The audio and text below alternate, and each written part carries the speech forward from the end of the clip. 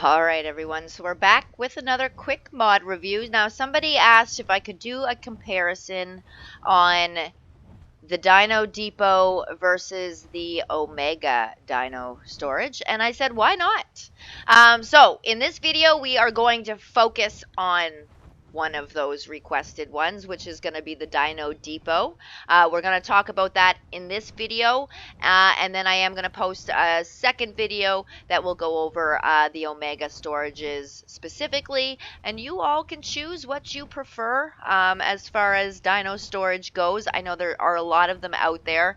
I did the Super Cryo storage, which I should really do an update on because it has changed drastically. They all relatively do the same thing, some a little bit more than others, but nonetheless, let's get into the Dino Depot. So you can see right beside me here, that is the Depot terminal. So if you go into your inventory here, and you type in Depot, you will see the Depot terminal. Now, I will say what I like about this mod, it is very resource friendly. So you can see I need 1 crystal and 1 metal ingot to make this Depot terminal.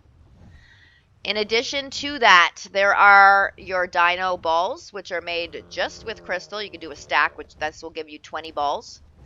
Or you can just make the 1, and that just gives you 1. The other thing is the Dino Digitizer. So this captures the hit targets that you would like to put in a dino ball, similar to those guns that you've seen for the other dino storage mods. They all relatively are working the exact same way. So I do have some dino balls on me. So here is your options. So let's get into it here, and if we go on over here to where I have some dinos lying around, I can have this dino ball in my hand, as you can see. Kind of looks like there's something in it. Oh, and there you go. He's now in my pocket, right there. You can see the stats. The one thing I will say about this one, in comparison, and I know you did not ask me to compare the Super Cryo storage, but I think it is valuable because we've already done that one. But I will say this, what do we call this, interface or whatever, is very ugly. I do like with the Super Cryo storage that it has a little picture of the dino, it shows the color regions of the dinos, and it has pictures and not just ugly words. But that's just me. Some people like it simple. There's nothing wrong with this by any means. It's still giving you all of the same information. You can see there how many levels that it got into its health stat on tame, melee, the weight, and so on. So you can see it's 34 levels. I haven't put any into them, so that's the zeros that you're pretty much seeing there. It is an adult. It does not have a saddle. It was imprinted by me, and it has no mutations. Male and female is what that MF up at the top kind of stands for. So that's what it looks like for that. As I explained, they also have this, the Dino Digitizer. So I can do that. You must have, you will have to have your cryopods or your dino balls, I guess is what we're calling them, in your inventory in order to have them to use this gun, of course. And that's pretty much it as far as sucking up the dinos goes. Now, if we go into the terminal here, I have 2 lying around. You can make the cryo balls and everything within this.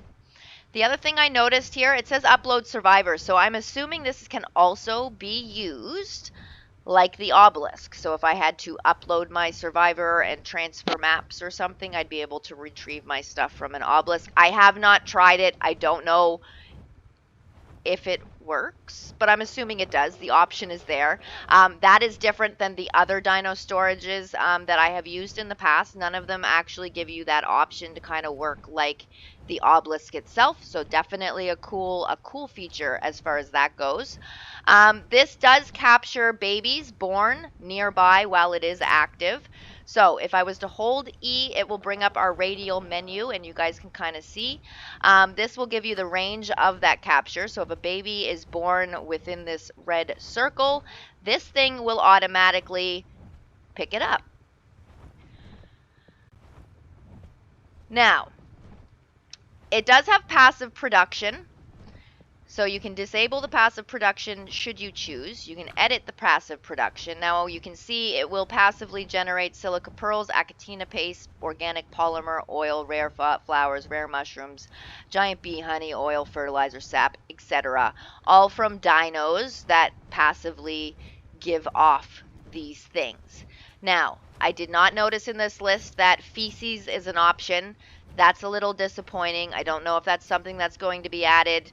I've had this griffin in there for a while. It has not generated any feces. I thought maybe they just didn't bother mentioning it there. So that's kind of a downfall. Other dino storages, the one in particular that I use actually will create the feces. You put a beetle in there, it will generate fertilizer, and it will automatically distribute that fertilizer to your crops. This one does not have that option, which is unfortunate. But again, these mods are all new.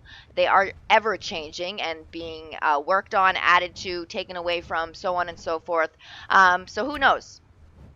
Maybe they will watch this video someday and say, hey, One Hata's onto something. I'm just joking. Probably not. Nonetheless, that is the options that are available. You can edit the auto capture range if you wanted to make it smaller. Really, buddy? And that's pretty much it. Honestly, that's it as far as the Dino Depot goes. 3 parts to it. You've got your terminal. You've got your Dino Digitizer, which is in my hand, which actually looks really cool. And you have, of course, your dino balls. So, again, we'll look at the resources real quick. What I do like about this one is it does not take anything to actually craft the items. Plain crystal, plain metal, and 1 metal ingot. So you can see literally this is something you could have really early on. Have your pocket dinos going. And you're good to go. I like that option because for me it is similar to the Dino Storage V2 that everyone may be familiar with on ASE, which I am desperately waiting for it to hit ASA. It is not here yet. So in the meantime, I am trying out all these Dino Storages to try to find one as similar as I can get. But it only required crystal for the balls, which I like. I don't want it to be too hard on the resources. But yeah, that's pretty much it. So I do want to thank everybody who watches these, all the support, all the subscribing, all the likes. I hope you all had a Merry Christmas. The link to the Discord is in the description of the video, as well as a link to the Curse Forge mod page. We do currently have a cross-play ASA server and a PC only PC only ASA server. Those just require subbing and joining the Discord to be a part of. So you are all welcome. Hit the subscribe button, join the Discord, and ask about one of those servers. We do currently have a membership / Patreon only server that we just set up about 2 days ago, and that is equipped with the Primal Chaos Overhaul mod. And it's great. But if that is one that you're interested in, feel free to join the Discord and buy the Patreon, or just buy a membership straight from YouTube. Still, we request that you join the Discord and subscribe to the channel. It just keeps everything organized so we know where people are, so we can continue having a safe place for people, safe and non-toxic place for people to play on. Again, thank you all. Merry Christmas. Happy New Year, happy holidays, and I will see you all in the next one.